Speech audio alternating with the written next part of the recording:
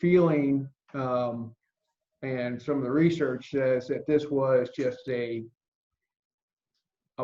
blip in the work at home phenomenon, that over time that people will get burnout. You got a blurring of lines between work and home, and then there's other things that occur. So it was initially positive, but I think they're seeing that there is a fall off of that productivity over time.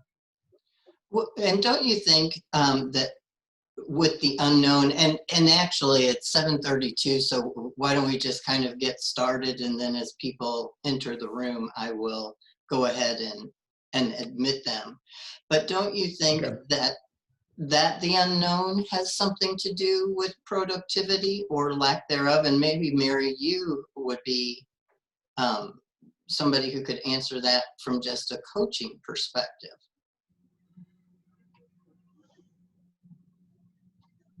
I won't right now because I won't right now because I don't want to take up Gerard's time, but I could definitely put some 2 cents in there at some point. Okay. Well, since it's just the 4 of us now, I mean, we can just really do a Q&A. I can kind of hit my hot topics or top talking points. And then we could just kind of do a Q&A, and then other people jump in. They're not jumping into the middle. And if they want to cover something that we've already covered, I'd be more than happy to do that. That'd be terrific. But obviously I had a long spiel of my background. Kurt pretty much knows it. Mary, maybe not so much. But first, I want to thank you, Lisa, for putting these breakfasts together and inviting me. Lisa asked me about 4 months ago to talk about real estate and the effect COVID, or the impact COVID will have on commercial real estate. And I expressed at that time that, I said, oh, good, that's far enough out. COVID will be behind us, and we'll be back at the office, and we'll be getting back on life, and I'll have a much better idea and a sharper focus on what the actual impact is. Obviously, I'm not prescient by any matter, and so with that cautionary tale, take what I say lightly, because obviously it's evolving. Some of the things that aren't in my bio, and maybe Kurt doesn't even know, is that I started in real estate as a bookkeeper for my brother-in-law, who was in real estate, and his principal business at the time was selling farms and doing residential lot development in St. Charles. And after I graduated, I went to work for him. That was in the 70s. Went back, got my MBA. When I graduated from MBA, I did some entrepreneurial things, even had a commercial window washing company, got in a ladder business, got into a caulk business, and realized I wasn't a very good entrepreneur. So got back into my commercial real estate, bought a building in 1985, rehabbed it, leased it. This was down by St. Louis U. And since that time, that's pretty much what I've been doing, or was what I was doing until 2016. And in 2016, with 4 other partners, we opened the Avison Young office here. And Avison Young is an international principal-owned commercial real estate company. When I say principal-owned, it differentiates us from the JLLs, the Cushmans, the CBREs, all the big guys that are publicly held. So we're kind of the old school, where the people who work on the streets are actually owners of the company. Makes us a little bit different. And I think it helps us to talk to and address other owner businesses. So that's kind of a little bit of my background that wasn't in the bio. I know Kurt knows what commercial real estate is. Mary, I'm not sure if you do, or Kimberly, thanks for joining. But commercial real estate 101, and this, my daughter said, Dad, you got to tell people what commercial real estate is. And I kind of forget and just assume everyone knows exactly what I'm talking about. But commercial real estate is pretty much anything that isn't single family residential or a 4-family apartment or smaller. So it's going to be the office buildings, the one I'm in. It's going to be retail. It's going to be your malls. It's going to be your strip centers, your single tenant. It's going to be a CVS, a Walgreens. It's going to be your big boxes, standalone big boxes. It's going to be a Quick Trip. That's going to be retail. Industrial. Industrial is what I do mostly. But that's going to be anything from manufacturing to distribution, warehouses, office warehouse, service center. You got a plumbing contractor that has trucks and supplies, and they'll pull into an industrial and have a little office and a drive-in door, and that would be the industrial market. You have multifamily, obviously anything 5-family or above, and then you've got land. You've got land that's raw land, that's green, that's never been developed. You've got land in the city that has been developed and redeveloped for the past 200 years. It might just be a parking lot or a grassy field, and that has to be sold or leased. If it's a parking lot, you might lease it. Investment sales are any commercial real estate property that is occupied in some fashion, creating revenue, and you buy it on what we call a cap rate, which is basically just a return on your investment. It could also be, someone buys land for speculation. And then there's property management, which is managing all the asset classes. And then there's other specialized. You can be an appraiser, you can be construction management. So all those things kind of fit under the umbrella of commercial real estate. Kind of getting on to the topic, which I'm going to focus on the office space and what I think the impact is going to be on COVID and remote working that everyone's presently doing. In my experience, and over the past 40 years, I've experienced in the late 70s, we had high inflation, hyperinflation for the US, but just really high inflation. And interest rates were 23%. Compare that to now, you can get your home loan at 3.5%. So we had that recession. In the late 80s, we had a office real estate construction bubble. We also had a tax law that created a recession in the office buildings. Early 90s, we had the S&L crisis, and then we had the dot-com bust in 2000. We had the Great Recession in 2008, which we finally started clawing out of in the real estate market, probably about 2013 or 2013, 2014. We all felt, and Kurt, you might address this, that we all felt we were finally coming out of it, but we've already had a couple of fits and starts. And it wasn't until really 2015 we felt comfortable, yes, we'd come out of the real estate recession of 2008. And now we have COVID. This is different because it's, we've never experienced a economic impact by a pandemic.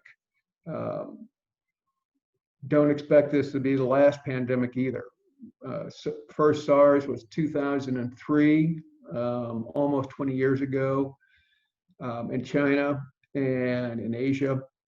And in those 20 years, train travel within China, airline traffic in the Asian countries, everyone's gotten a lot more global in those 17, 20 years. If SARS had hit now, we would probably be addressing SARS and not COVID-19, the last rendition of that. So there'll be additional pandemics. Just think of 20 years from now, we expect that Africa will eventually become more developed. What about Ebola? It gets out of the jungles and winds up on, around the country. And that obviously has a 2/3 mortality rate. So this is kind of should be a wake-up call for everybody, and we're just going to have to live with it. Not as long as my children, but I think it's going to be the new way we have to kind of be prepared. So it's a good test drive for us. So everyone's talking about the work from home, the remote working, because we already were doing remote working. People are already working from home. People were working from the Starbucks, and you'd walk into Starbucks, you see people with laptops up. So that was occurring. And there were, when I was reading that, let's see if I can find my notes. So the prior to COVID, the Bureau of Labor had statistics that 25% of the workforce occasionally worked from home, but only about 8% did so one day or more. The estimate that is by 2021, 25 to 30% will be working from home 1 to 2 days remotely. That's about a threefold increase, but everyone eventually is going to be needing to go to the office. There's also, they did surveys that over 50%, well over 50%, don't want to work from home at all. And then of the remaining, a majority of them don't want to work from home they're willing to work from home part-time, but they want to go into the office. So there is a small group of people, I'd say maybe 25%, which kind of gets to that 25 to 30% I reported earlier, that are willing to work from home all the time. The problems, and we talked about this a little bit earlier, is that initially everyone said, oh, everyone's very productive, and they were. Productivity's up, people don't have the commute. This is golden. Why didn't we do this sooner? Well, the reason is because there's burnout. There are studies that after 15 hours of working at home or remotely, one has a tendency to become loneliness increases. There's also a blurring of the lines between work and home. And so they're actually seeing that productivity starts falling off. In our small office of 10 people, we have several of the people who work here, younger than myself, who have small children. And, it was fun at first when they had an office Zoom call and their daughter or son would come in, jump on their lap and see what they were doing and start poking at the keys and ask cute questions. We all thought that was cute. But eventually it gets a little disturbing and unproductive. We also had some of our staff finding a room that they could lock to keep the kids out, so they could be productive and actually have some Zoom calls. Most of those, as soon as we opened our office, all came back in, and at least on a part-time basis, just to kind of get away and get some work done.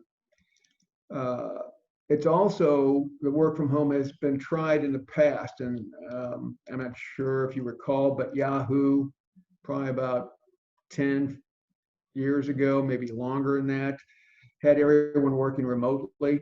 It didn't work. Productivity was down. You didn't have collaboration. They brought them all back onto the campus. Locally, Worldwide Technology, who was a tenant of ours until they bought our building. I remember talking to them, probably that was in 2011, and real estate operations manager. At that time, we were talking about office requirement, and he says, "Oh, no, no. I mean, we're like technology. We're a technology company. We're just going to have them work from home. We'll occasionally bring them in." 3 years later, when I talked to him, he said, "We're bringing them all back in. They can work remotely sometimes, but we want them in the office, make sure they're being productive." And they just built a brand new building at the corner of Page and 270 in Westport for 1,200 employees. And it's high tech. It's all about collaboration, working together and sharing ideas. It's all about company culture, all those things. And it's right now it's empty. But they tried it. They're going to bring them back. They don't know when. Right now, they're talking January of 2021 is what they were talking about. That was about a month ago when I talked to the head of real estate. That might have changed, but they have a little dark humor. They're kind of like, well, maybe we should put a for sale sign on our building, but that's not what they're going to do. I mean, their intent is to bring them all back in, at least on a part-time, mostly part-time basis. So it's been tried in the past and it hasn't worked. So will remote working continue? Yes, we've already gone down that path. COVID will accelerate it and make it probably more acceptable. I'll talk about Emerson, large public company here. My son's girlfriend works at Emerson, and she is one of the few that works 1 day a week, Wednesday, from her home. And the reason why she does that is because that's what she negotiated when she went to work for him. Otherwise, she'd have to go there full time. They took 2 weeks before they sent everybody home, not because they didn't want to send them home, but because they couldn't send them home. They didn't have the infrastructure or the bandwidth to handle everybody working from home and doing the internet and having the cloud and everything else that you need backup wise. So it took them 2 weeks to do that. Now that they have it, they'll probably be a little bit more acceptable and willing to have people do that. But as soon as they were able to, they brought them all back onto campus and everything's back to normal. So you've got the employees who want to go back to the office. You've got the employers, the companies that want the employees back because they need that accidental meet in the hallway and say, "Oh gosh, I had this strange idea. What do you think?" Or in my office, I'll see one of my coworkers and say, "Hey, Steve, what's going on with your property at Page and I-170? I might have somebody for that. What do you think?" And if I didn't run into them, I might not have had that idea or that thought, and it could have been a month later, or it might not have happened at all. So you need that interaction. Now, there are certainly some businesses that don't need it, but most of us want it and need it. So my end of story on the office market is to say that it's going to continue. We're going to have a blip right now, just because we have an economic impact from COVID. There's going to be, right now we're seeing an increase in sublease space hit the market, but that's not from the work at home. That's from the, gosh, I've been economically impacted. So I'm going to, I've got to right size, so I've got to give up some space. My business is closed. I'm going to sublease my space. That's kind of what's causing the additional sublease now. It's more economic than it is to work from home. So after that blip, we're going to we're going to be growing. I mean, we've got Centene locally that's building new offices and wherever they're going, Charlotte, I believe. We've got a new office tower going up in Clayton that's already 75% leased. So, the office market will continue. It'll probably be slow, but it will continue to grow. And we're growing because we're becoming a white collar, becoming more white collar. The manufacturing floors are contracting. We still make more products than we've ever done, but it's all being done by robotics mostly. So, that's kind of where the growth is going to be. Service sectors. Obviously, obviously a lot of the service sectors are going to be impacted. But, so what's going to really impact, I think COVID's going to impact is probably the office design. And we've got Kurt on, which is great. But we were already moving in the office design. Originally it was all, your single offices for everybody. It went from that to cube farms. And now we're moving to the open floor plan with spaces where people can congregate.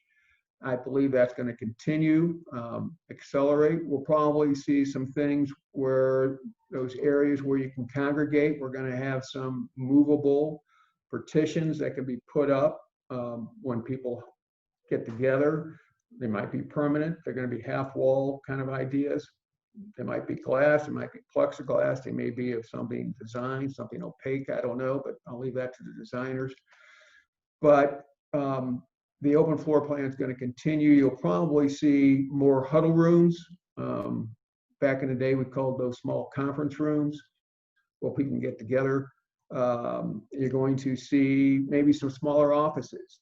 In our space here, we went with movable partitions. So you've got smaller walls or thinner walls, all glass panels in the front.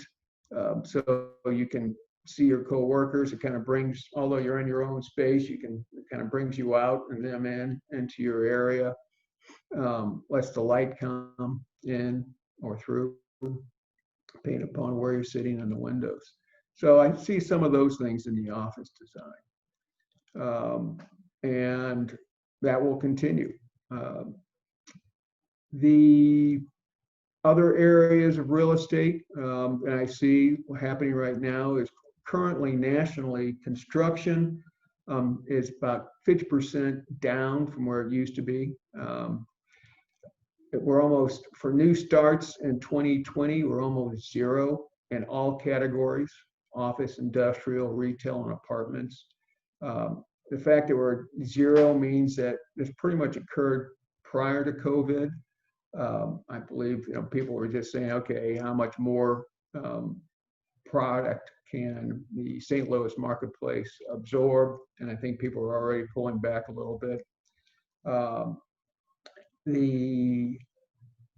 Which is kind of good, because now that we have COVID, we're going to probably have a little bit of a slowdown on some demand in some categories.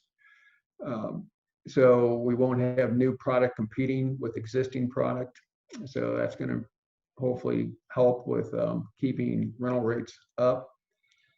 Industrial, obviously that's going great right now. Amazon and all the other internet-based retail outlets are doing great. So they're going to want to expand. Also, COVID showed that in the just-in-time inventory that we have in the manufacturing and distribution, we kind of had a little blip there when everyone went out and wanted to get toilet paper and paper products, and that manufacturing had shut down, some of the subcontractors, so some of the supplies couldn't go to the car manufacturer. So we're going to probably see a little bit more construction in just warehouses for inventory, so that we have a cushion. Not as much as we used to do, but I have a feeling that people are going to want a little bit more inventory just to keep some supply disruptions down. Multifamily, I don't know. I mean, it's been great. It's been strong. That was probably one of the best asset classes, like when we came out of 2008, and continues. You know, it's what COVID impact on that is. I'm going to let the other people talk about that. It's, stimulus is off. We've got mandated deferrals of rent payments. I have a feeling that in the next 60 days we'll see how bad that turns out. And then obviously it all has to do with the economy when it's going to turn around. Investment outlook. Personally, our company, all the deals that we had under contract have closed or are moving towards a close. Deals that we had for lease or, one deal we were working on, they were actually going to buy some ground and redevelop it, which meant they had to go through zoning, which is about a year process. We had it under letter of intent probably in February. We finally got the contract executed last week. Letter of intent means that all the terms of the contract are agreed to, then you just have lawyers draft the contract. So generally that takes about 2 to 3 week time period as opposed to a 4 to 5 month period. But the buyers who we represented weren't in a hurry because the county had closed down and they couldn't have done any of their work anyway. Plus they're nonprofits, so they were kind of wanting to see what the funding side of their business was going to be. But they kept on moving along. They are going to move forward, but it's just, it took an extra 6 months to get the deal done. We were also working with a small company, $20 million sales, so small in that respect. But they sell to Christian churches and church groups, small like book holders, cups that have religious sayings on them, just little SKUs, little trinkets, and obviously they deal with a lot of them. Their business fell off. They also had to go remote working. They have about 60 employees and about 13,000 square feet and about 30,000 square feet of warehouse, sorry. And we were putting them into a new space with brand new build out, spending lots of money, 10-year lease. COVID hits. They say, no, we're not going to do this anymore. We got to come back and retrench. Going back to working from home, everybody was working at home. And the owner said, hey, Gerard, what I've discovered is we don't need our warehouse right adjacent to our office. We can separate the two. And he did. So we found some inexpensive warehouse for him. And then he kept the office where it was so he wouldn't have the moving costs or the tenant improvements expense that he was going to have. So that's something that COVID has impacted and allowed someone to kind of realize. Now he's still going to bring everybody back to the office, but it was his eureka aha moment that said, I don't need these two right next to each other. They can be separate. So those are some of the things that have resulted. But I think I digressed. I was talking about investment properties. So investments are still proceeding. It's interesting if you just kind of look at public REITs. There's 2 public REITs out there. One's called Prologis. They are international and they deal in the industrial market. In February, they were trading at $99 a share. A month later, they fell to 63, so lost a third of their value. And as of yesterday, they were trading at 105. So they've completely recovered and gone up higher. On the other side is a REIT called STOR, S-T-O-R. And they deal mainly in triple net leases. Triple net leases meaning I own a piece of property and you, the tenant, write me a check each month and don't bother me. I'll bother you if I don't get the check. But if the roof leaks, if the plumbing gets stopped up, if the electric doesn't come on, if the HVAC doesn't work, that's your problem. What I'm doing is getting a check. So that has a lot of that's retail, at your big box, your Walgreens, CVS's do those kind of things, Quick Trips, and even smaller stuff like Dollar General, Family Dollar. Those are all packaged up and sold as triple net deals. So that's what Store is. Store owns billions of dollars worth of this triple net stuff. In February, they were trading at $40. A month later, they were at 15, so lost 2/3 of their value almost. They are now trading at a high of 23, so they're still almost 50% off. So that tells me that the market out there, the public market, people are saying industrial's good, retail we're a little scared of. So that's kind of my quick, and it wasn't as quick as I think I wanted to make it, but report on commercial real estate. Any questions? You know, Gerard, you were talking about, and we hear all these horror stories, you know, that the mall is, you know, going away and all those kinds of things. Could a mall not be converted to warehouse space if that is something that is needed? Well, yes and no. And as I said earlier, yes and no is a lot of answers to a lot of these things. Sure. And it has to do with loading, access, docks, and all those kind of things. Actually, I believe Mills Mall, I think at one time, someone was looking at making that a big warehouse. But what most of the malls are being converted into, or they're trying to do, for example, the Chesterfield Mall, they plan on converting it to, and my son was down in Texas and there was a mall there. They basically are trying to make them work, live, play type of areas. So we've got a bunch of big box. We're going to take some of those down. We're going to make it more entertainment.